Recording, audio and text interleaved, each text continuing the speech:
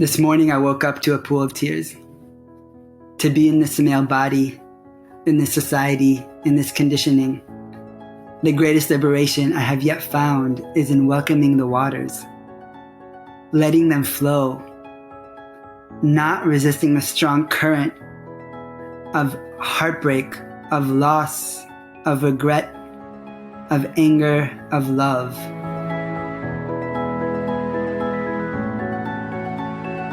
Welcome, everyone. I'm Sam Sebastian, and you're listening to How Are You Doing Really?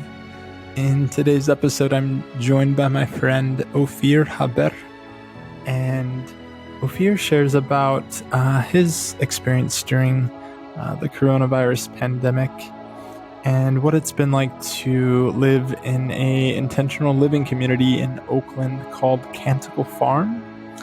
And he also goes into some of the work that he's been doing with his twin brother, leading men's group, so that they can kind of look at the structures that have been kind of built around masculinity and really helping men to kind of become more vulnerable in a safe way and start to unlearn, deprogram some of those really deeply rooted programmings that have happened throughout history.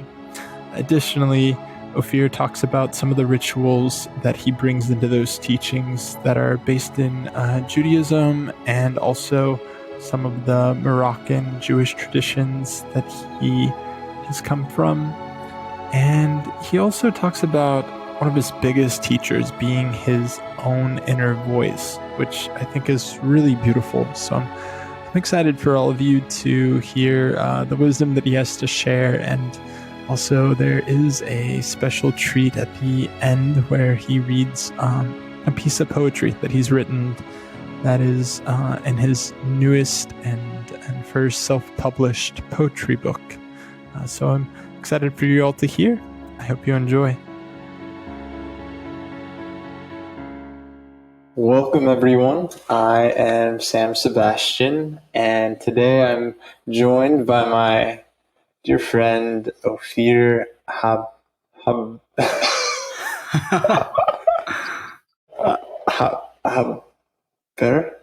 Is that? That's good. It's one of the many ways you can pronounce it. Ophir and I met at Esalen back in January of this year. So right before shelter in place happened, we got to spend 2 magical months at Esalen. I was assisting the bodywork training that he was in, and just got to get to know him. And since I've moved up to Nevada City. He has a brother who's up here in the area, and we've been able to connect a bit more.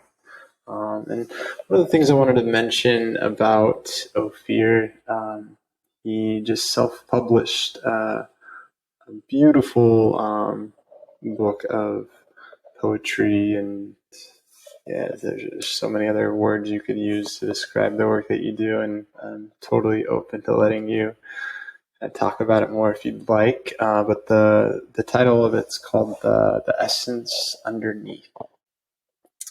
Yeah, welcome, Ophir. Thank you. Thank you for having me. Yeah, I'm really grateful that this lined up and worked out.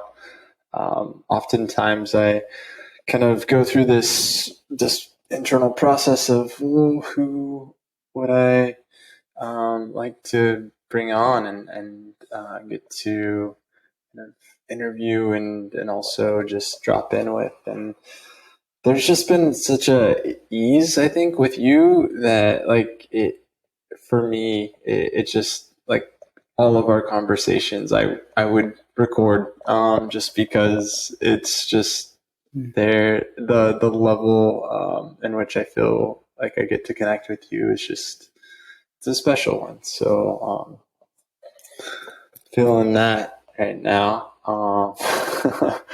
And I often ask my guests the question, how are you doing really?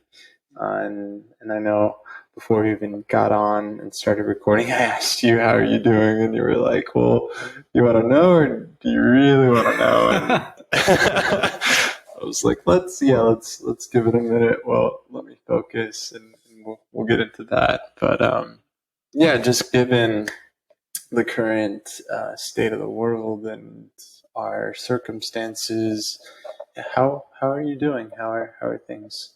Mm-hmm. Wow. Well, I feel like I'm experiencing the whole spectrum all the time.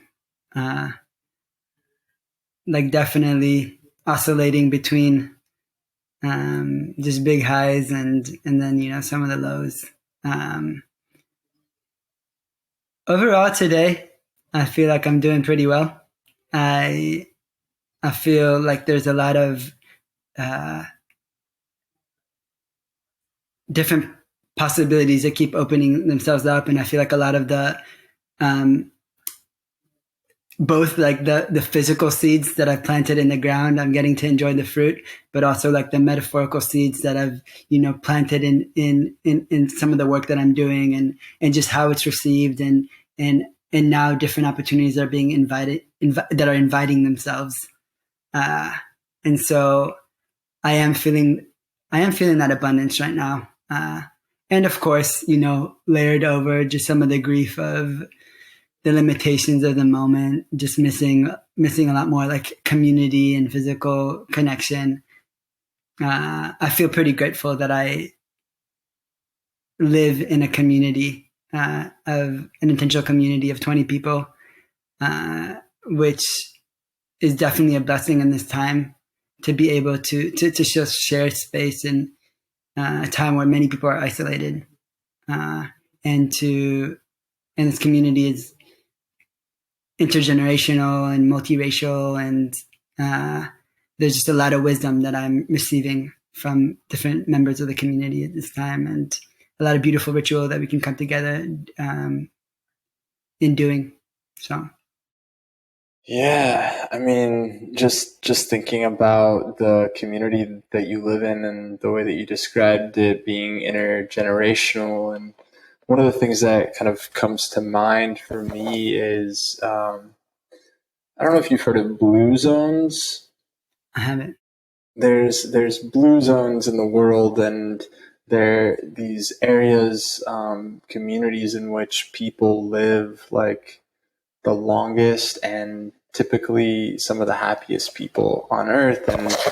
And one of the key like components to these communities is that it is intergenerational kind of cohabitation. And I know that now, and living in Western culture, there's kind of like a separation of family. Like once you reach a certain age, it's like, okay, go out, and like I want to either move as far away from my family as possible to kind of come into this like individuation process. But I think it's really beautiful to just have that experience of living with elders and also younger people, and there is so much wisdom that can be kind of transferred between the two, not just older people or elders having the wisdom. It's like there's a lot of wisdom that comes from youth and just sharing different perspectives. But I imagine also you mentioned just like the different layers. I don't know if that was your exact words, but just with what's happening as a collective, in the world. And I'm sure there's something really special about having those people in your community with you during this whole process. I imagine you feel pretty supported. And yeah, totally feel supported, feel like also I have, I feel like as human beings, we are interconnected, and like that part of, as you were saying in the blue zone, our happiness is derived from being of service, like feeling that like that we can help, that we can give something to other folks and then that be received. And so to have an outlet outlet for that, I think, is something that we all, to some degree, are seeking. And so that's just a more immediate outlet that I can really be felt in that community. Mm-hmm. And you also mentioned planting things in a garden, and so I take it y'all have a community garden. Yeah, we have. Yeah, so the community is called Canticle Farm, and it's in the Fruitvale neighborhood, a very urban neighborhood in East Oakland. And it's not actually a farm, but it's definitely beautiful, lush gardens that are over a block. Like you, on both sides of the property, it's just these urban streets, and you would never ever imagine that these gardens are in between. It's kind of what we call the secret garden. And basically, it's a nonprofit called, and the owners of the property, they decided that they had their friends that lived next door, and they were moving out, and so they decided to begin a nonprofit where they would eventually buy out the houses in the block and tear down the fences and really see what it feels like to live more communally and collectively and in trust rather than fear. And so, yeah, we have just these beautiful gardens, and over the years have been developed. And right now I'm kind of me and my brother who I live with are two of the main stewards of the gardens. And we have a little greenhouse, and we have a lot of different plots. And we also have volunteers, high school volunteers, that come and help out as part of their service project. Wow. You also mentioned these other seeds, more like, I guess, metaphorical seeds, and I'm just curious, like, could you share more? Yeah, sure. About... So some of the work that I've been doing recently is a lot around men's work, and the way I define what I'm doing in terms of men's work is not creating containers for men to learn how to be men. It's for men to unlearn everything that they've learned that they need to be a man, and so they can actually be more human. And so, I feel there's a lot. I felt when I started doing this work, it felt like such a new territory for me, and it felt like something I really wanted to really to do in terms of releasing the conditioning that I've been given, and just seeing the harmful impacts it had on me and a lot of my peers and in our society in general. And I feel like there's a lot more interest in that work and a lot more opportunities, and folks that I would never have expected to self-select to do that work are now really actually self-selecting to come into that work. And there's a lot more accountability. And we just had this past weekend a deepening retreat for folks who had already been doing this work.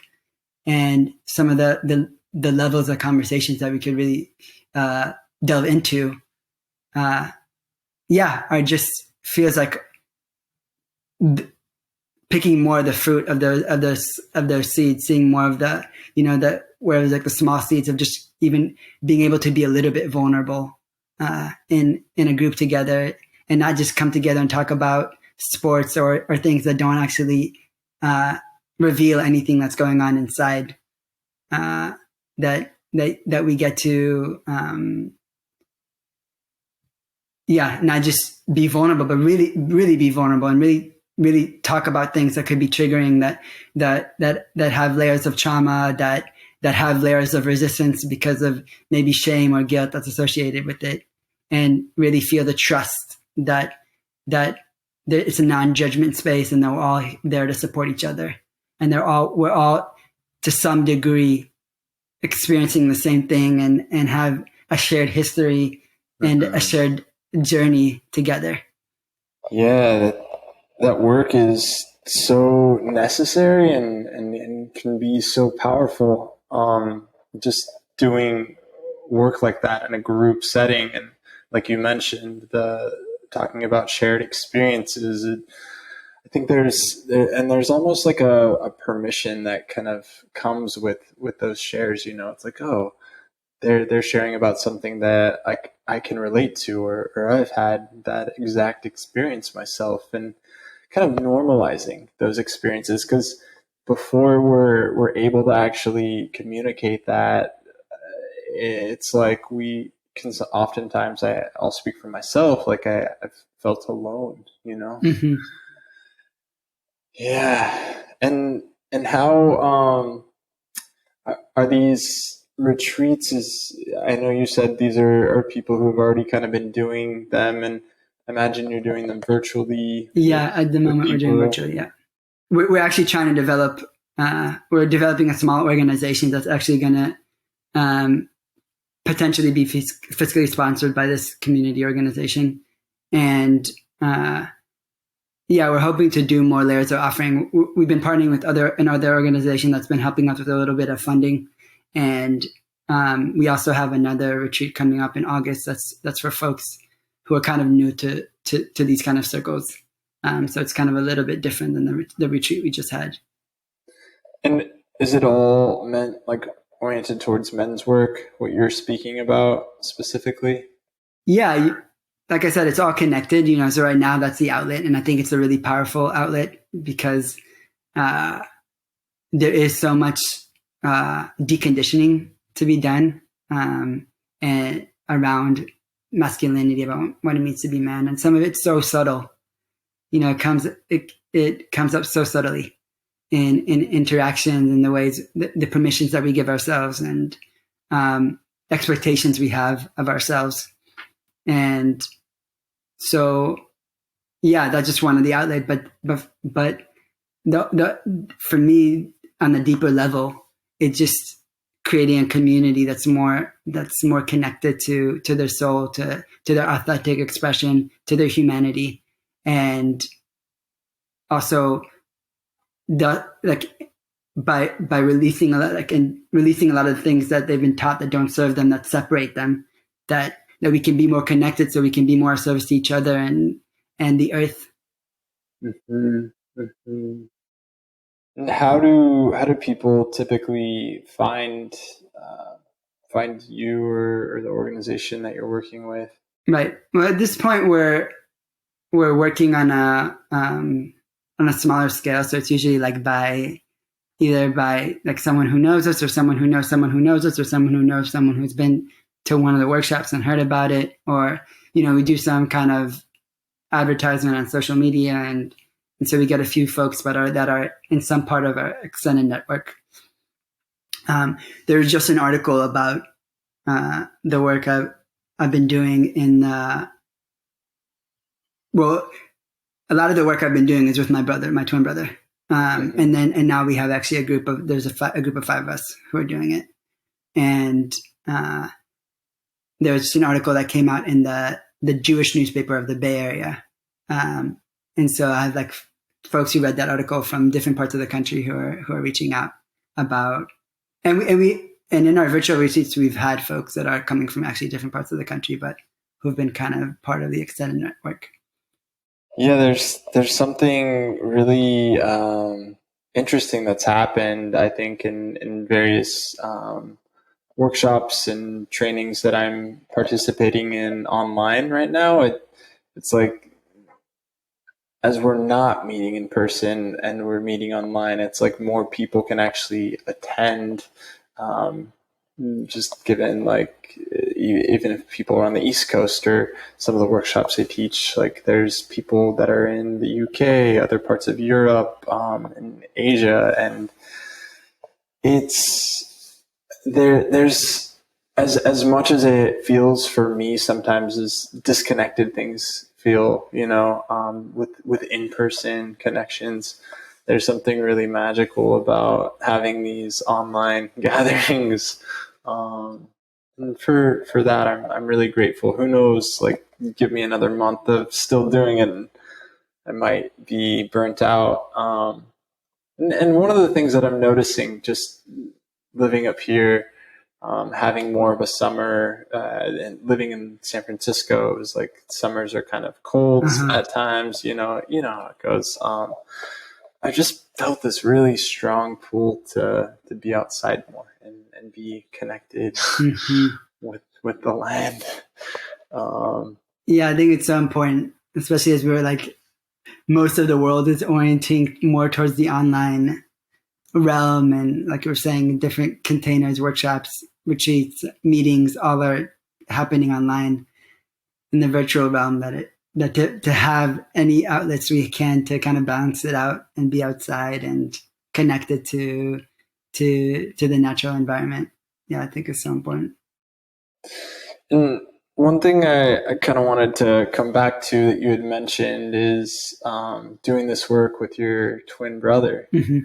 And yeah, I'm just curious how that's been. Like, did you ever think like you'd be where you are now doing the work that you're doing with him? It's a good question. I'm not sure what I've like thought. We've done a lot of work together in the past in many different ways, and we still do. Like we're still sharing a few projects together. I remember going once to like a psychic maybe or something. We went together, and she was just like, there's a reason why, you shared the womb, that like you were born as two people, because like your work here is too powerful to do as one person alone.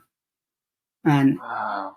I really feel that in many degrees, like in many ways, that we need each other to be able to do the depth of the work that we do, and to have someone that knows us so well and just can be on that wavelength so quickly at the same time, then it makes it much easier to just go deeper in the work and also to get more done. And I think being a twin is part of like what started this work. As a twin, you're really sharing the most intimate identity together. You're really seeing what brotherhood, siblinghood can look like in the most intimate ways. What sharing space looks like, what holding one another accountable looks like, what projections look like. And so I think having that relationship with one another really set us up well to be able to facilitate this work. Because we really have an embodied sense of what it feels like to be connected and to know that we're not here alone.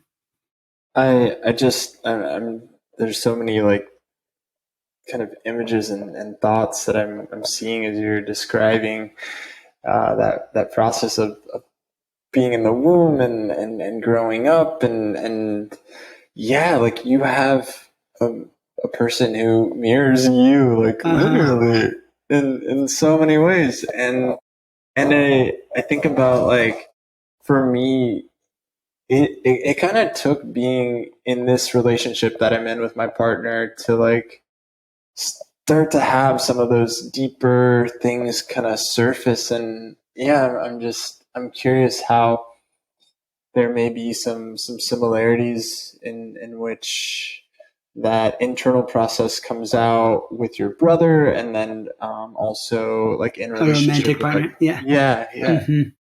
Oh yeah, totally. It's like right now, because I'm actually living with my brother, and we kind of joke that we're now in partnership, in that way. And so we're getting all the frustrations and projections that happen in romantic partnership, just with like anyone that you spend a lot of time with, as a sovereign being, but also as an emerging being to some degree. And before I lived with my brother, I had lived with a partner for 2 years together, and so I definitely see that there is a lot of similarities in terms of, when you deepen in relation with anyone, there is a shared sense of like, hey, we're in it together. And there's the little things that they do that if anyone else did, like they wouldn't bother you at all, or they wouldn't trigger you at all. But for some reason, when they do it, it just like drives you crazy. Oh, yeah. I imagine there's like this strong, like deep love, and maybe I'm alone in this experience, but but where there's that strong, like, deep love, there's also like the opposite feelings that can potentially come up. Yeah, totally. Like when you care about someone in like in a really deep way, then yeah, you'll find the extreme of the emotions. Because like I don't remember who said it, but someone said like the opposite of love isn't hate. It's indifference, and so you're totally just not indifferent to anything because there's a level of care. Yeah, I like that. That resonates a lot more for me. Is he also a writer, or he writes? I mean, I feel like I actually remember like in high school actually writing his essays for him in some degree, but he writes as well, But I feel like I've kind of definitely inhabited that hobby a little more, and just have also shared more of my writing, and so he probably wouldn't describe himself as a writer. Mm-hmm. And that process for you of writing, is it like I know certain people who are musicians, who are writers, or any kind of artistic form. Some describe like kind of plugging into this like source and just like it comes through, and where there's certain environments that kind of have that similar effect. And I wonder, is that something you feel happens with you in your writing? Or totally. I think actually maybe in my book that you referenced earlier, I have as like you could call it a book of poetry, but really it's a book of channelings. And yeah, that's what it feels like. It feels like there's something really, there's like some information or some experience, some deep experience that I've held that I finally find words to. And I'm hoping that it also gives words to other people's experiences that they haven't yet found the words to. And so yeah, it's totally a channeling. A lot of times it comes in the middle of the night, and I feel as I'm honing my skill of listening actually to what's coming through into some of the deeper realms, then I'm channeling in a way that, I feel like I continue to refine the way I channel in a way. Although I'm not trying to like have a spectrum of better or good, but I just feel like I can listen more deeply to what's actually being channeled through, and also I'm finding more and more of an artistic way of exploring what is being channeled, and stretching it. And it sounds like a really I don't know if intricate is the right word, but intricate kind of process. There's the listening process. I think about like when I listen to something one time, kind of depending on what state I'm in or space I'm in, I absorb certain things, or sometimes it just like goes in and out the other. And I think about like listening to my intuition. Mm-hmm. And is it like listening to your intuition, or or is it like it's something that's outside you that you feel connected to? I think it's really listening to every emotion that I have and analyze, and then and exploring it. Listening to some like the deepest heartbreaks, and listening to the deepest joys, and listening to how I feel when I'm taking a shower or when I'm getting up in the morning, and I could just leave it at that. But really there's another layer of experience that's happening. And so, exploring that, and then maybe connecting it to what's going on in the larger world, and like it may be my more immediate environment, but also in the more the global environment, and just making connections and weaving together all these different truths that I'm picking up on. Mm-hmm. And the practices, the rituals that you have, are these self-taught? Are they ones that you've created? Or are they just from a lineage of other spiritual practices? Yeah, I mean, I think every individual and the ritual they practice is usually like a unique hybrid of their own. I definitely have in my rituals have borrowed, whether consciously or subconsciously, from many different traditions that I've got, that I've been lucky enough to encounter and to take in. I really base my rituals in the practices that I come from, which is I come from a Jewish background, and so and within the Jewish world, I feel more connected to the earth-based, mystical, like esoteric aspects of the religion, and part of the work I'm doing is also is dismantling the patriarchy within the rituals that I'm trying to connect to and to share with others, and also I'm deeply connected to the Moroccan Jewish traditions of my ancestors,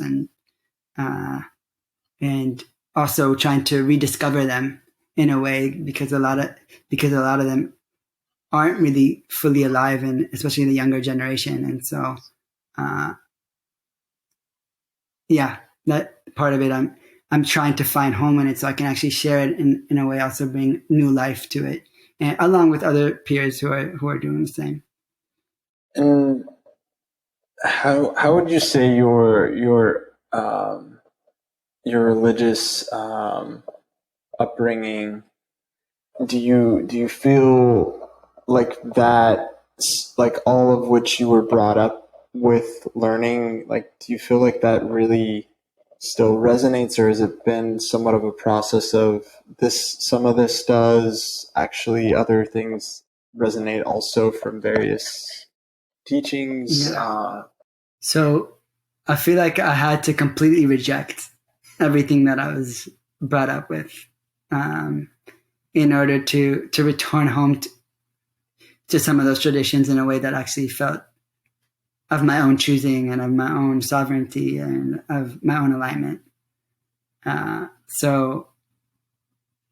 the way, a lot of why I'm so drawn to a lot of the things I do is there's a way that I saw richness, but also found a lot of emptiness in the way it was practiced, in the way like people were coming together around it.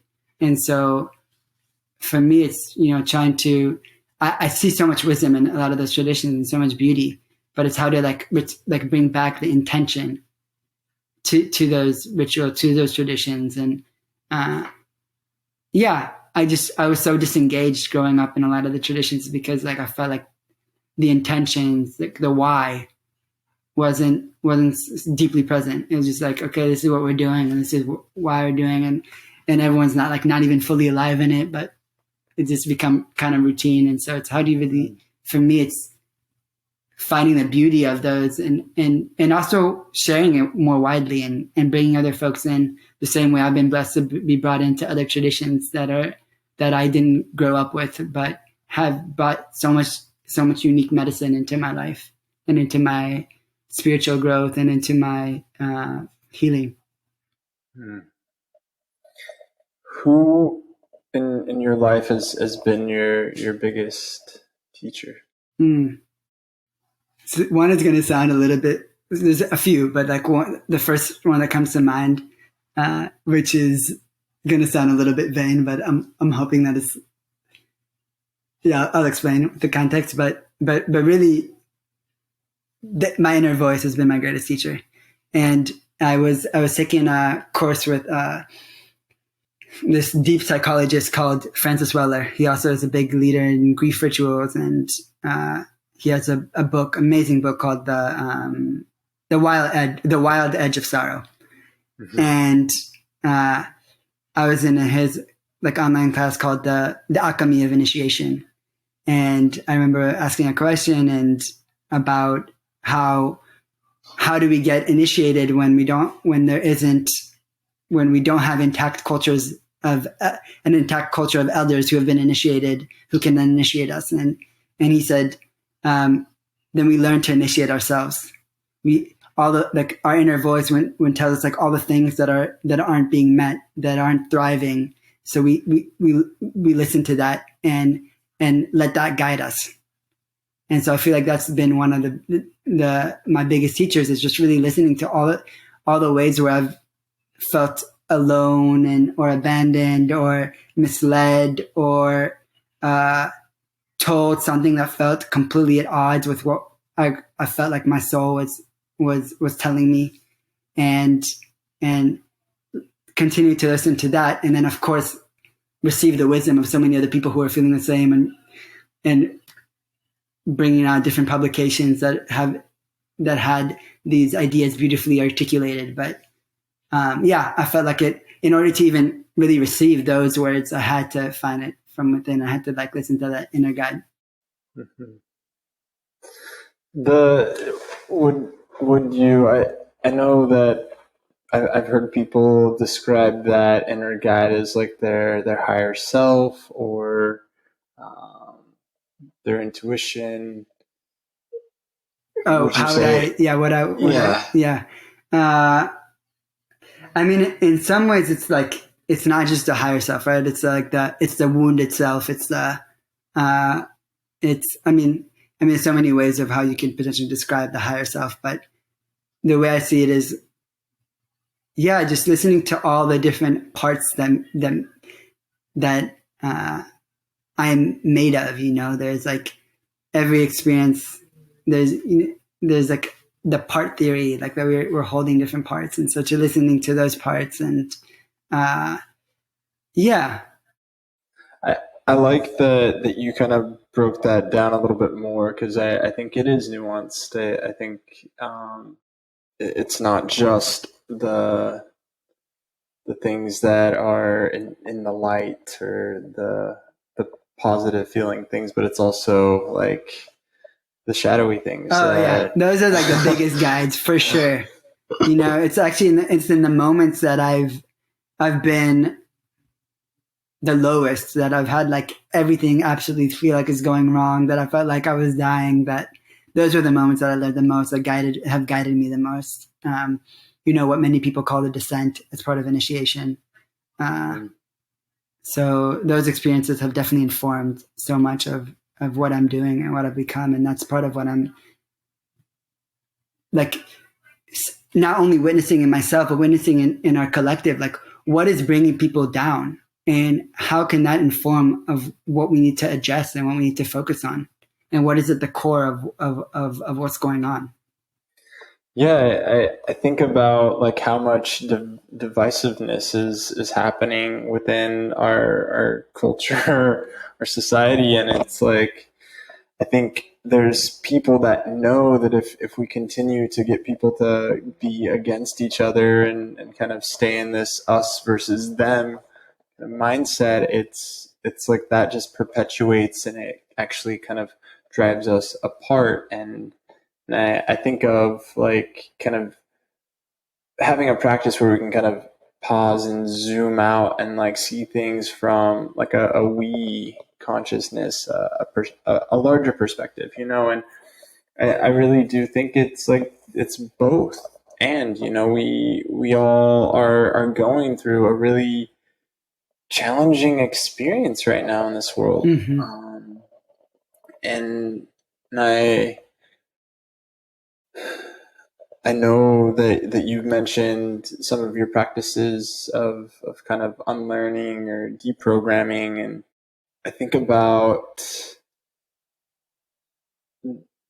just how much has been kind of ingrained in me through growing up in the Mormon church, and just kind of being expected to be a certain way, act a certain way, in order to advance in the priesthood and the Mormon religion. You have to be worthy, and there's like all these things that you're expected to do, and one of which is like around my sexuality, like not touching my own body, not exploring that. Like that's supposed to only be when I'm married, and it's only supposed to be meant for procreation. And it's just like, fuck, there's so much shame that's kind of ingrained in all of that for me. And I think a lot of people, they've gone through their own versions of that. And I'm really just grateful that you're doing this work with men and breaking those things down. Yeah, actually, like this past weekend, we had like a whole day focused on self-pleasure and sexuality and shame and like all the ways that we've been conditioned, even just like the first times that like how our parents or like how parents communicate sex or didn't communicate, like what was going on in our body. I just remember like when I was having changes in my body and having no guidance around it. I remember like just the first time, like there's different shifts in my body, just like crying because thinking like there was something wrong with me, like that, just so many things. And I think that so much of our collective healing is our ability to be able to talk about these things, to be able to connect to those things in ourselves, to not leave them as shadows, cast aside, and to continue to integrate into our understanding of ourselves, all the different parts of ourselves. And that also means everyone in our society is a different reflection of ourselves. So it's also to integrate them in rather than, like you said, use language of divisiveness or separation. Because that's just a part of ourselves that we don't want to deal with, right? That we don't want to look at. Yeah.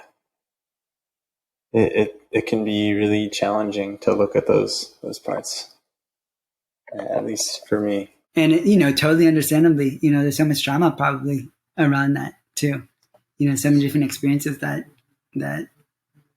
do make it really hard, and justifiably so.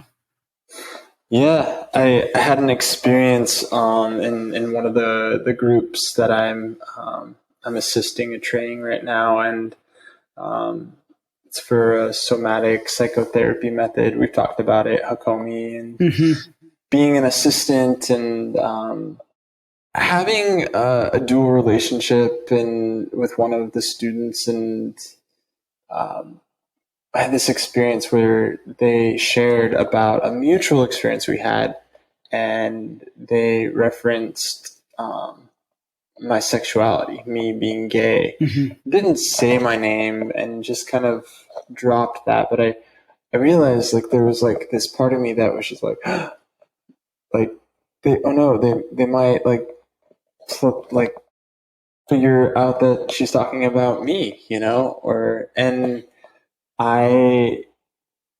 as I talked to her more about this, she kind of said, I experience you as somebody who really loves and accepts who they are. Like she's saying that to me. And so in her opinion, it was just like, it's interesting that it seems like there may be like a little bit of shame that's coming up around your sexuality. And I mean, it wasn't just that, but it really, like, it is something that I'm working with and through, and it's kind of like this onion that I keep peeling back, these different layers. Well, it's interesting. I see part of what like came up, in one of the shares, like this guy, I mean, I think a few guys had been like, but as a heterosexual male, like they felt like they needed to reference to preface that. And so one guy like question is like, why do you feel like you need to hold on to that, hold on to that identity? And it kind of brought up a larger idea of like internalized homophobia, and actually like probably folks just like being scared of actually releasing that reference, because that actually isn't fully true of the full spectrum of their experience.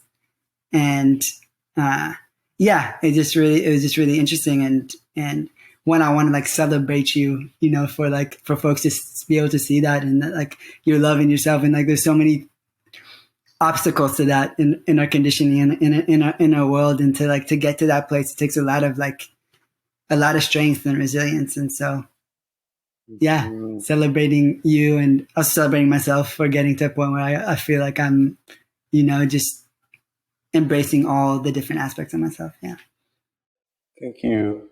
That just gonna let that come in. I had sometimes like this barrier of, oh no, it's too much for me to like let that in, but I do, and I appreciate that. Where can people find out more about you and the work that you do? Yeah, it's a good question. So I'm currently working on the website that is not yet complete.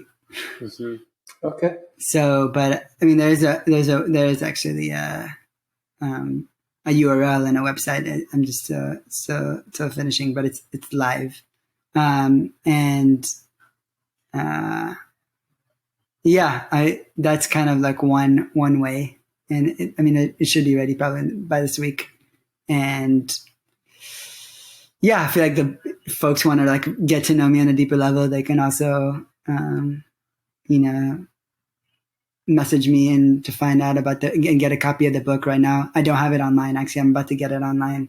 I kind of wanted to do the first copies, only with folks that I'd had some kind of relationship with beforehand, and as a more personal handoff rather than be kind of impersonal, because it feels like such a personal offering. And so that's another possibility. Maybe just an email address if people are interested. Yeah, I can just give my email address. Yeah. Okay. It's my first and last name, Ophir, Ophir, Haberer, Haberer, @gmail.com. So again, Ophir, Haberer @gmail.com. And feel free to email me any questions or any interests or I was wondering before we end if there's a piece of work that you'd like to share, either from your book or just that you recite out of your memory, or something you've worked on recently. Sure. Not to put you on the spot. I'll do one from the book that kind of, I think, speaks to the men's work that we've been talking about and the vulnerability. And so this morning I woke up to a pool of tears. To be in this male body, in this society, in this conditioning, the greatest liberation I have yet found is in welcoming the waters, letting them flow, not resisting the strong current of heartbreak, of loss, of regret, of anger, of love. The heart is a tender well and does not want to run dry. The heart is a tender well and does not want to run dry. It wants to be nourished by the same waters it feels in source, in womb. To strip this of my heart is yet the greatest sin I can commit as a man, and to which all other sins might stem from. Thank you, Spirit, for regifting me tears.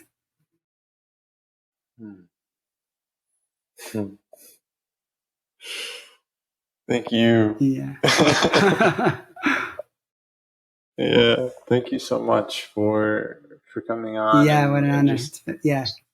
Sharing your personal experiences and what the work that you're doing and your art, your heart. Yeah. Yeah. Likewise, thank you for the work you're doing. Thank you for having me. Thank you for, just deepening in this conversation with me today. Thank you all so much for listening today.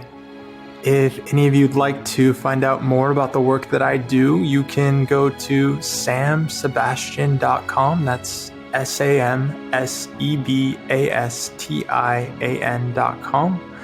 And if you're interested in being a guest on the show, please reach out to me via email. That's sam@samsebastian.com. Much love.